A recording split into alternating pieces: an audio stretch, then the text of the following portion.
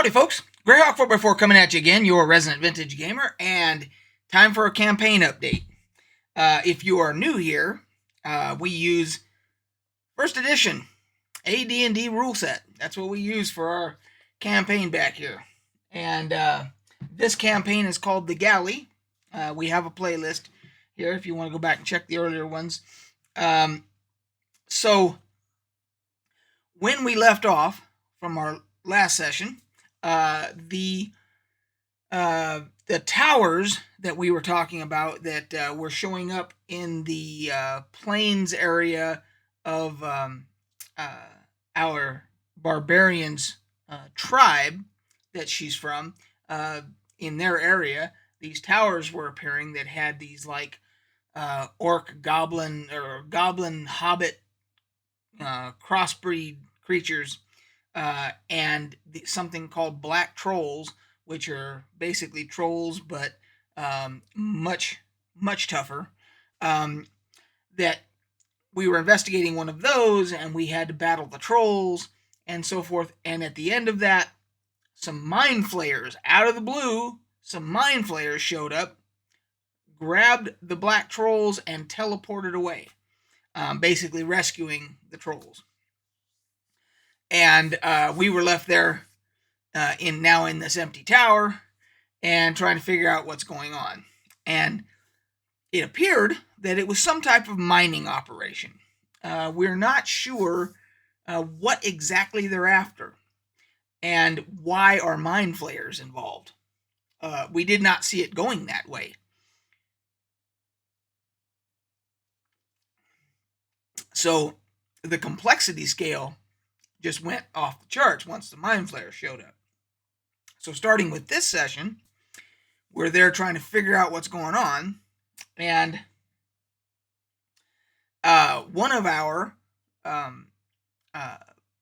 intermittent players who comes in, Derek, he comes in and plays from time to time.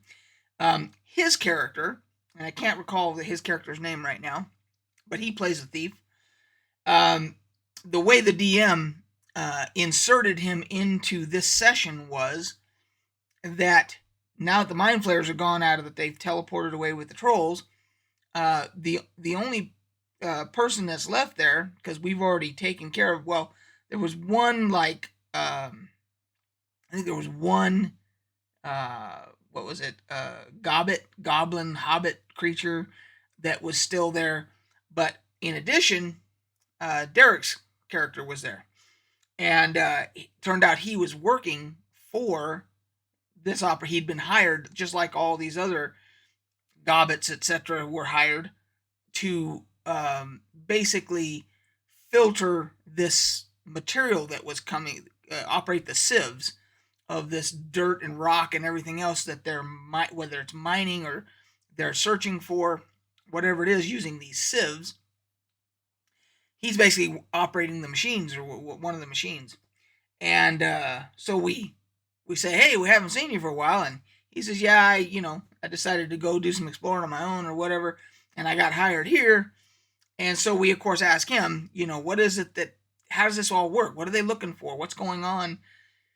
And he told us that there was a couple of rooms that the bosses, I guess the mind flayers, use, and so we explored those, and we found a box with some weird silver cloth in it and some different types of screens that would like go on the sieves. So they're obviously looking for something, some type of mineral, some type of I don't know what, precious metal. That was the term I'm trying to think of. Some type of precious metal, whatever it is that they're looking for. And so we decided, okay, we're going to take the silver cloth with us, see if we make it somewhere where somebody can maybe tell us what it is, what it's made from. And so we questioned, Derek's character a little bit more. And we were like, so how does this whole thing work? And he says, well, basically, the big guy,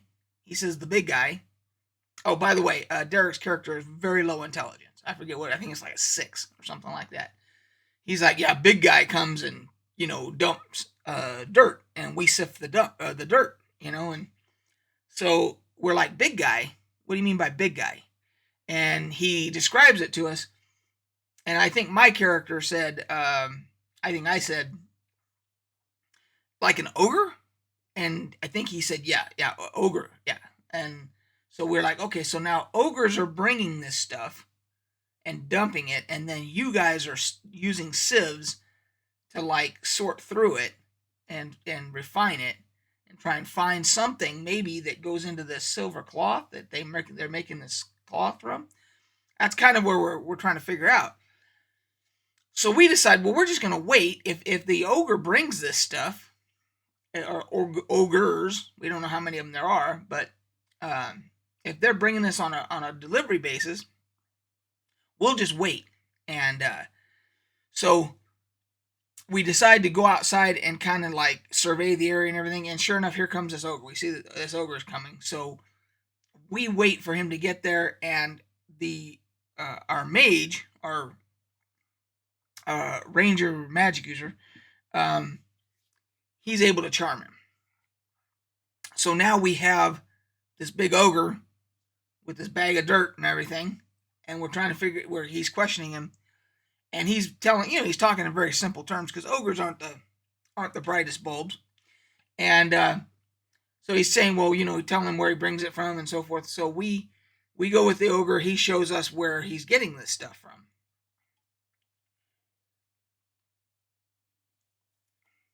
And he's getting it from like a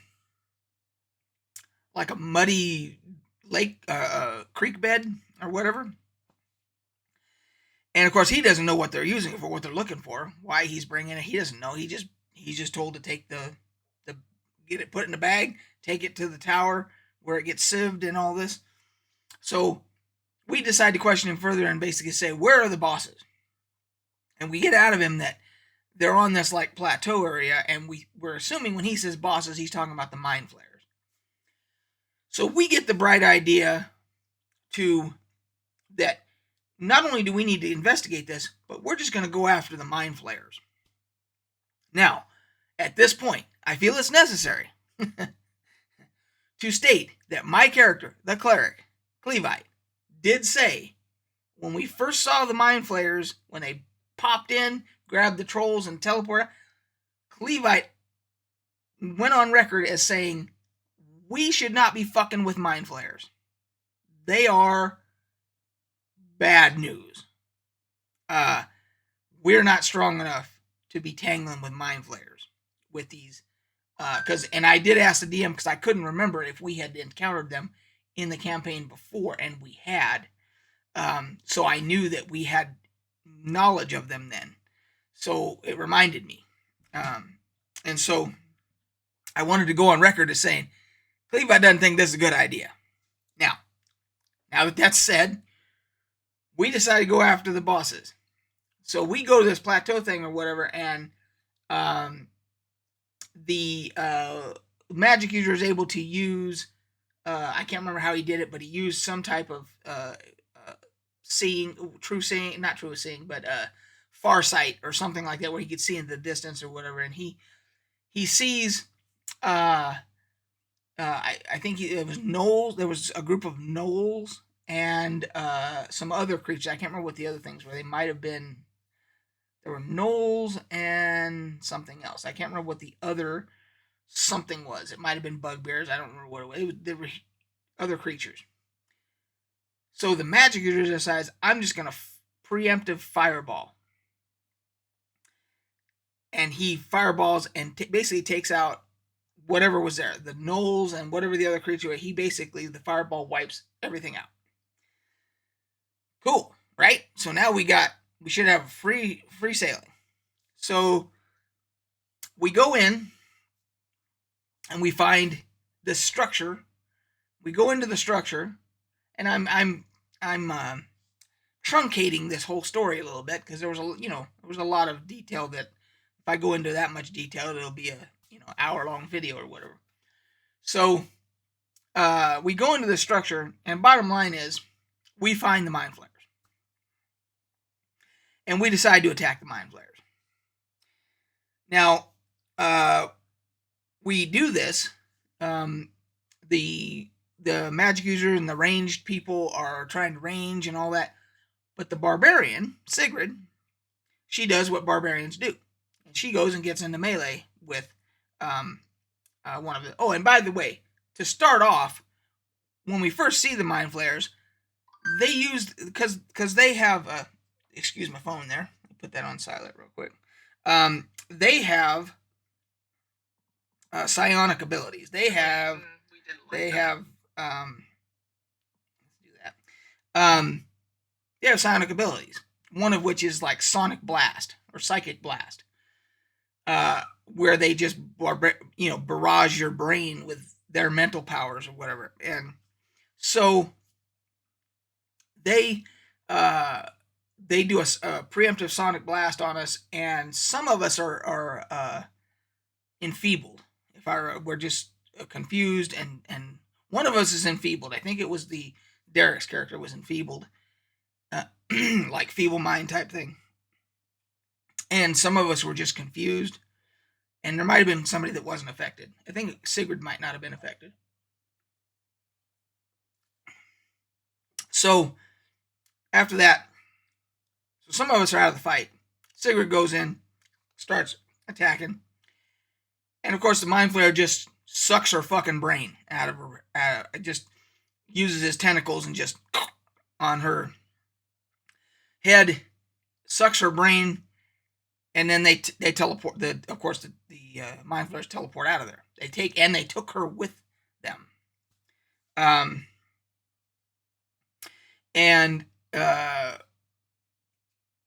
So at this point, we all recover.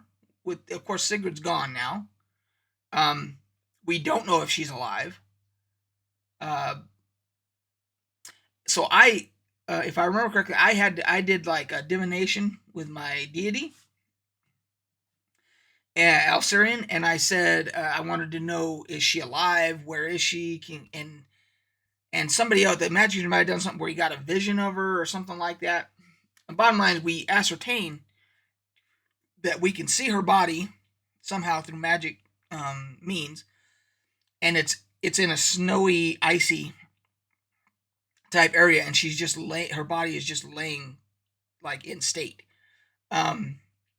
So we are able to figure out through these means that she's in some kind of cold, icy place. And we get there. We went to a town. We had some scrying done, and the magic user there is like, yeah, I can teleport there and grab her and teleport back with her. And we had to pay a fee and all that. So we get that done. So now we have her body. And we're like, okay, cool. She appears to be dead. We're going to take her to my level. I can cast Raise Dead. So I decide, okay, I'm going to raise her. And I try to cast I do cast Raise Dead. And the way the DM explains it to me is, for the first time ever, you feel like your magical healing is being rejected. It won't even attempt to work. The magical healing is being revulsed or whatever. So I'm like, well, that's weird. So we take her to the temple, Alcerian's temple, where I'm like, well, there's some higher level, clerics there. I'm 9th level. And I'm like, well, maybe there's 10th, 11th, who knows, higher level clerics. So we go, and they're like, so that cleric tries. Same thing. Son of a bitch. He's like, this never happened.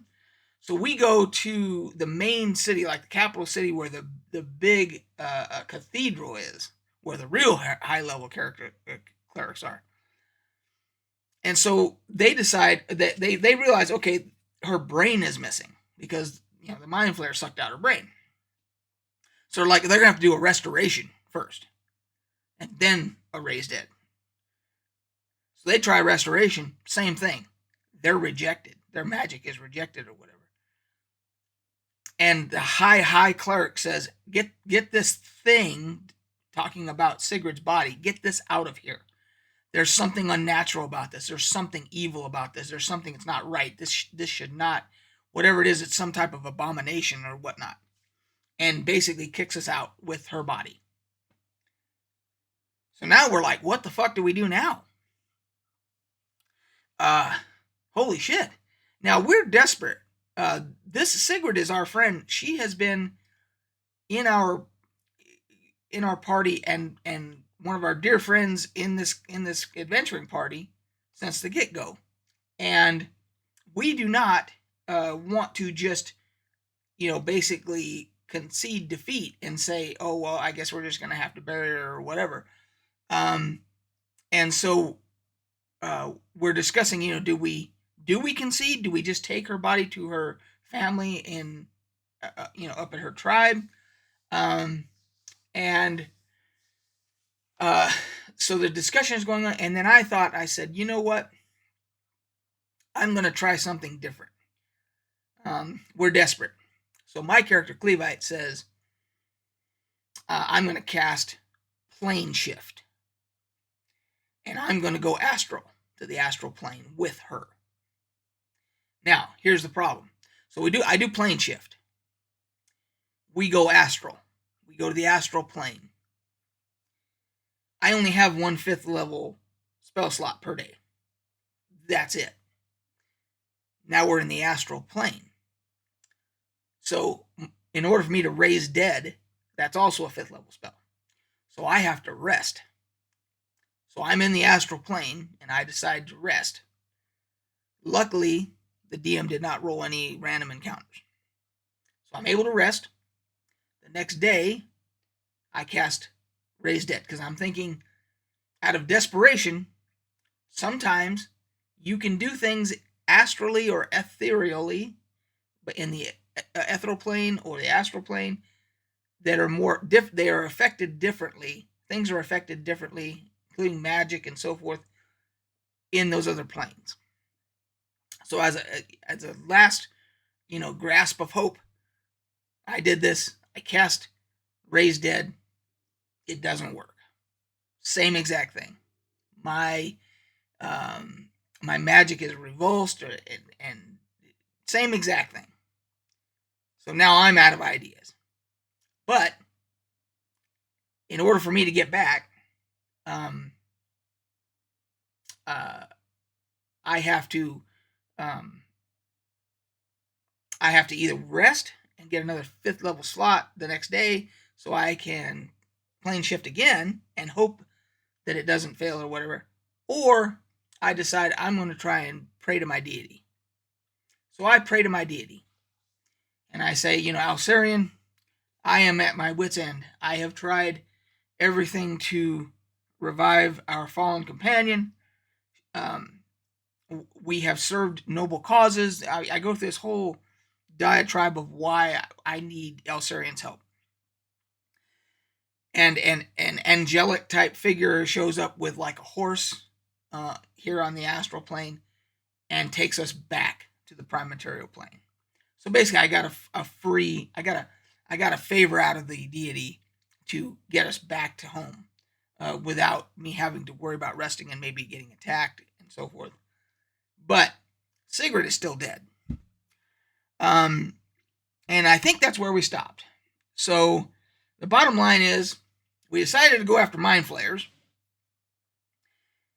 Got our asses kicked just horribly. And now we have a dead companion with no brain who we cannot seem, even the highest level clerics cannot seem to do anything about it. Now, so there's 2 issues. Number 1, do we need to just move on and bury Sigrid and move on? And Stasha would have to roll, the player who plays Sigrid, would have to roll a new character. Do we continue trying to figure out how to get her back? But the other issue is, what is affecting her body in a way where even the highest level clerics have no effect on trying to heal her or trying to cast any spells on her or whatever? There's 2 different things there. Then, separately, what in the fuck are the mind flayers doing? What are they searching for? What are they trying to get out of this dirt? That they're evil. They're genius evil. genius level evil, they obviously have some ulterior motive, and we really need to get to the bottom of it and find out what the fuck they're doing. So all those things are going on, and that's where we left off. So that is your campaign update. It was a wild session, let me tell you. We're going to continue trying to get Sigrid back, because we need her. So the tandem team of her as the tank and meat shield and me as the healer, along with our thieves who are very good at backstabbing and so forth, and then our support nuker, our ranger magic user, it all works cohesively very well, and we don't want to fuck that up. Plus we want our friend back, we want Sigrid back. So anyway, that's where we're left off, dude. Left off, people. Dude. Like I'm talking to one person. Anyway, guys, until next time, we will catch you on the flip side.